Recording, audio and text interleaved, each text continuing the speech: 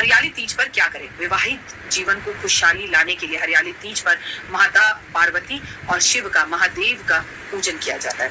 अच्छा, हरियाली तीज हर किसी के घर नहीं रखी जाती, लेकिन भाई मेरे और आपके घर में हरियाली तीज ना भी बने तो हाथ में सावन में मेहंदी लगाना, हरी चूड़ी पहनना और श्रृंगार करना कोई बुरी बात तो नहीं है। माता पार्वती को श्रृंगार का सामान अर्पण करना तो कोई बुरी बात नहीं है। भगवान शिव और माता पार्वती को नारियल अर्पण करें, लेकिन नारियल का पानी कभी भी शिव पर अर्पण नहीं किया जा सकता। तो जो चीजें शिव पर अर्पण नहीं की जा सकती ना, वो माता पार्वती के चरणों में रखते हैं। इस दौरान सच्चे मन से ओम नमः शिवाय का जाप जरूर करें। धार्मिक मान्यताओं के अनुसार इस दिन उपाय करने से आपका विवाहित जीवन खुशहाल होता है। विवाह में आ रही बाधाओं को दूर करने के लिए हरियाली तीज पर महादेव की पूजा जरूर करनी चाहिए और इस दिन शिव और पार्वती जी का गठबंधन भी करना चाहिए और पीले धागे से करें तो ओए माता पार्वती को इस दिन सिंदूर अर्पण जरूर करना चाहिए।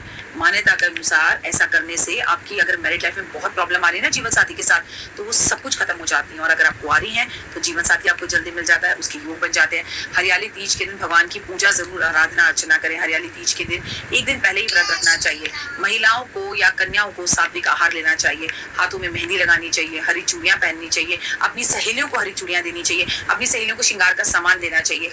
व्रत वाले दिन सुबह जल्दी उठकर स्नान आदि कर नए वस्त्र धारण करें और हरियाली तीज पर काले, बैंगनी, स्लेटी कलर के रंग बिल्कुल ना पहने। साफ सफेद कपड़े पहने, 16 श्रृंगार करें, पूजा घर में दीप जलाएं और सुगंधित चीजें वहां पर भगवान को अर्पण करें। और इस दिन घेवर खाने का विशेष महत्व होता है। जब शाम को व्रत खोले तब खा लें। सुबह आप किसी भी सुहागन को घेवर गिफ्ट में दे सकती हैं हरी चूड़ियों के साथ। और एक बात और याद रखिएगा, हो सकता है कि इस दिन महादेव और पार्वती की मिट्टी की मूर्ति बनाकर अगर आप उस मूर्ति की पूजा करें या बाजार से मिट्टी की मूर्ति खरीद कर लाएं और माता पार्वती और शिव को आराम से अपने घर में बिठाकर उनकी पूजा करें, चौकी पर लाल कपड़ा बिछाकर मूर्ति की स्थापना कर फिर उसकी पूजा करें तो माता पार्वती को सिंदूर लगाकर और उसके बाद ये जितने भी आपने फूल, फल, दही, दूध, शहद, चीनी की मिट्टी का शिवलिंग बनाकर उसकी पूजा करें और अगले दिन ये सब चीजें आप किसी भी नदी में समर्पित कर दीजिए। मिट्टी है तो वो नदी को भी किसी तरह से दूषित नहीं करेगी। इसके बाद हरियाली तीज की कथा जरूर सुननी चाहिए। जब आप भगवान की पूजा करें तो आरती करनी चाहिए शिव और पार्वती की।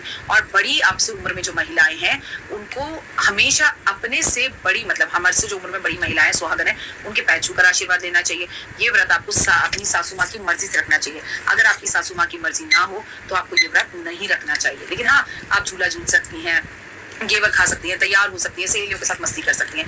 अगर आप पहली बार हरियाली तीज का व्रत मेरे कहने पे या सासू माँ कर कहने पे रख रही है तो भूल कर भी काम ना करें।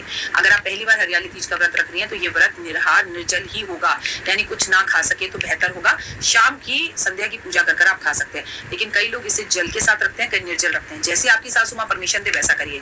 हरियाली तीज का सामान भूल कर भी मंगलवार को नहीं खरीदना चाहिए, बाकी किसी भी दिन खरीद लें और अपने लिए जो भी सुहाग का सामान खरीदें वैसा ही माता पार्वती के लिए खरीदें और माँ पार्वती को पहले समर्पण करें। इस दिन आपके घर में चमड़े की चीजों का इस्तेमाल नहीं होना चाहिए। अंडा, मांस, शराब, इन चीजों को भूल कर भी छूना नहीं चाहिए।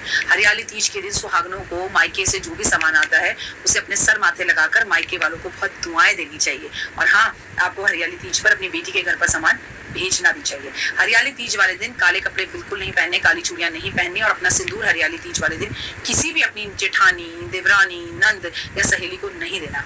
किसी भी तरह से लड़ाई झगड़ा नहीं करना, पति का अपमान नहीं करना और गलती से भी व्रत को तोड़ना नहीं है। हरियाली व्रत का पारण मुहूर्त से पहले कर सकते हैं। आप अपनी सहेलियों के साथ शाम को झूला झूलकर एक टाइम पर आप अपना खाना खा सकते हैं या फिर आपके यहाँ पर अगले दिन अगर व्रत खोला जा सकता है, क्योंकि कई लोगों के घर 24 घंटे का व्रत होता है ज्यादातर, तो आप ऐसे खोल सकते हैं। धार्मिक मान्यताओं के अनुसार हरियाली तीज का व्रत सबसे पहले माता पार्वती ने रखा था।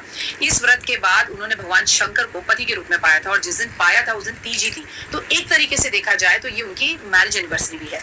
और ऐसा भी कथाओं में बताया जाता है कि सावन के दौरान सबसे पहले श्री कृष्ण ने राधा रानी को झूला झुलाया था। तभी से सावन के टाइम पर झूला झूलने की परंपरा चली आ रही है।